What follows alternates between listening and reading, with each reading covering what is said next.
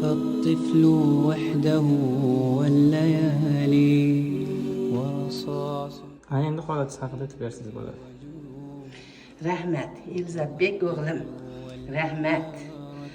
Men hozir oqsashim bor, kursini oqsashi bor edi, ishlang mumkin. Men bir yog'imga qo'ydirganimcha ikkinchi ham ozgina kalta. Shunga sal-pal oqsashim bor, lekin og'riqlar yo'q. Mana 5-kun kelganimda men yura olmasdim. Uyda hassada yurardim. Alhamdulillah, Allohga shukr. Shunchalik qilganiga shu o'g'illarim sababchi shega kelib, meni yaxshiman. Hammalarga tavsiya qilaman. Seni jonim, opajonim, sizlarga ham, qo'shnilar, ham yurtdoshlar, hammalaring kelinglar, azob tortishdan qutulinglar.